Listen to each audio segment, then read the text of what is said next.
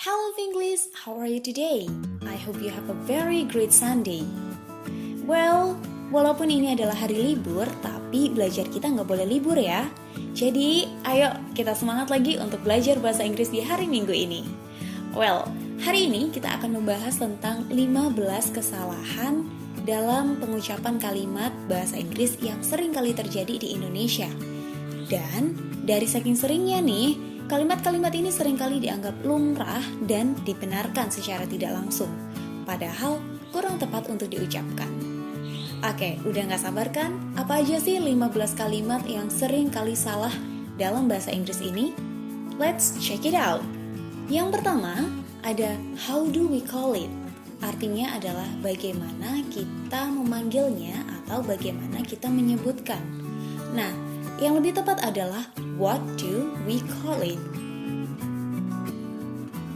Selanjutnya yang kedua ada you can try it more. Maknanya adalah kamu bisa mencobanya lagi. Namun, yang lebih tepat adalah you can try a few times. Next, yang nomor 3 ada today I'll cut my hair. Maksud dari kalimat ini adalah saya akan memotong rambut saya hari ini.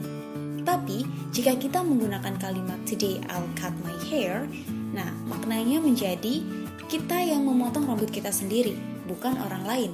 Kalau orang lain yang memotongin rambut kita, atau yang mencukur rambut kita, maka yang benar adalah I'll have my hair cut today. Selanjutnya, yang nomor 4, how was your sleeping?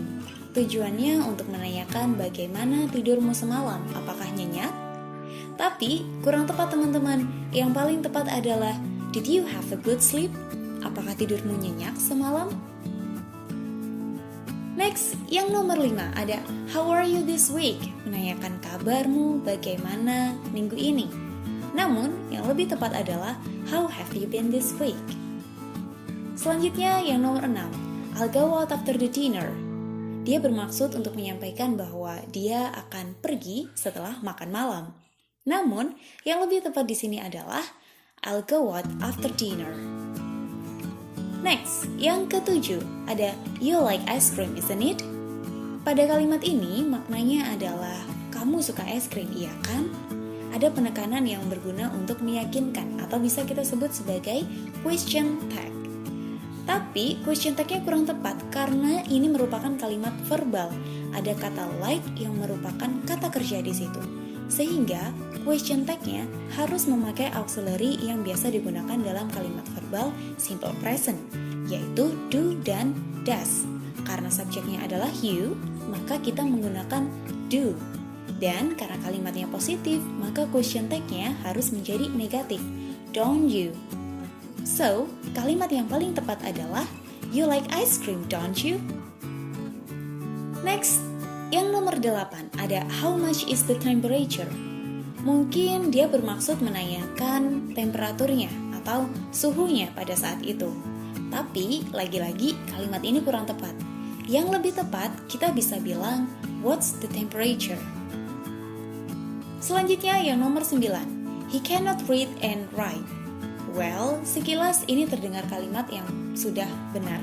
Karena artinya adalah dia tidak bisa membaca dan menulis. Tapi yang kurang tepat di sini adalah pada kata dan, ya, penggunaan kata and. Dalam bahasa Inggris, ketika kita mengucapkan dan untuk kalimat negatif, and harus diubah menjadi or atau nor. Sehingga yang lebih tepat adalah he cannot read or write. Next, yang nomor 10 ada I know him good. Well, dia bermaksud untuk menyampaikan kepada temannya bahwa dia mengenal orang lain, dia laki-laki dalam konteks ini, dengan baik. Namun, dengan baik bahasa Inggrisnya bukan good, walaupun good artinya baik. Yang paling tepat kita bisa bilang I know him well. Selanjutnya yang nomor 11 ada I have a good news. Nah, kira-kira apa nih yang kurang tepat di sini? Ada yang tahu? Well, yang kurang tepat di sini adalah penggunaan artikel a. Ya, jadi untuk mengungkapkan saya punya berita baik atau saya punya berita yang bagus dalam bahasa Inggris yang lebih tepat adalah I have good news. Next, kita udah sampai di nomor 12. Ada I study in USA, yang bermakna saya belajar di USA. Tapi yang lebih tepat adalah I study in the USA. Ada artikel the sebelum USA ya. Next, yang nomor 13 ada who cooked this salad. Well, maknanya memang siapa yang membuat salad ini. Tapi konteksnya berbeda, teman-teman. Salad di sini dimaknakan membuat, bukan dimasak, ya. Jadi yang paling tepat adalah who made this salad. Selanjutnya yang nomor 14, ini adalah kesalahan yang sangat fatal namun jarang disadari ketika kita menggunakannya dalam bahasa Inggris. Bahasa Indonesianya, dia bosan di kelas. Nah, tapi banyak yang bilang he was boring in the class. Nah, teman-teman perlu diketahui bahwa he was boring in the class maknanya adalah dia membosankan di kelas. Jadi bukan dia bosan, tapi maknanya jadi beda, yaitu dia yang membosankan. Jadi kalau kita mau bilang dia bosan di kelas, harusnya kita bilang he was bored in the class. Selanjutnya, yang nomor 15 dan yang terakhir, ini adalah kesalahan yang berada di peringkat pertama, I can say that. Karena seringkali teman-teman bilang thanks God, terima kasih Tuhan. Padahal yang benar adalah thank God, ya. Jadi tidak pakai S. Kecuali apabila kita memakainya dalam kalimat ungkapan. Misalnya, he thanks God. Kata thanks di sini memakai S karena subjeknya adalah he atau orang ketiga tunggal.